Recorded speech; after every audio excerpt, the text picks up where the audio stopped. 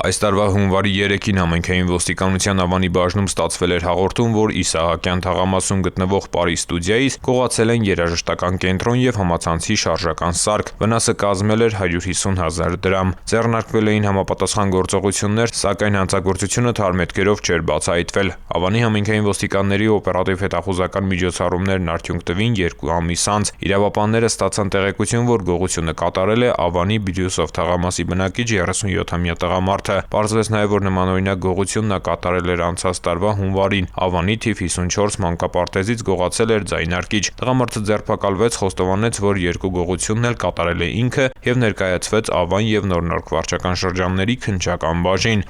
Մարտի 12-ին եւ 16-ին գողության եւ գողության փորձի վերաբերյալ հաղորդումներ էին ստացվել համայնքային ոստիկանության Նորնորքի բաժնում։ Մարտի 12-ի գիշերը կոտրել էին թիվ 103 Մսուր մանկապարտեզի առաջին հարկի աշատասենյակի պատուհանը եւ տարել պայուսակ, որի մեջ կային բանկային քարտեր, իսկ մարտի 16-ի գիշերը թիվ 104 մանկապարտեզ ապօրինի մուտք գործած տղամարդը նկատելով պահակին դիմել էր փախուստի։ Նորնորքի համայնքային ոստիկանների արագ արձագանքման ու օպերատիվ միջոցառումների արդյունքում պարզվեց, որ երկու դեպքում էլ մանկապարտեզ ապօրինի մուտք գործել նույն անձը։ Մայրաքաղաքի Ուրնեցու փողոցի բնակիչ 57-ամյա տղամարդը հայտնաբերվեց, ձերբակալվեց եւ տեղափոխվեց բաժին, որտեղ խոստովանեց, որ գողությունն ու գողության փորձը կատարել է ինքը։ Նախաքննությամբ հանգամանքները պարզվում են։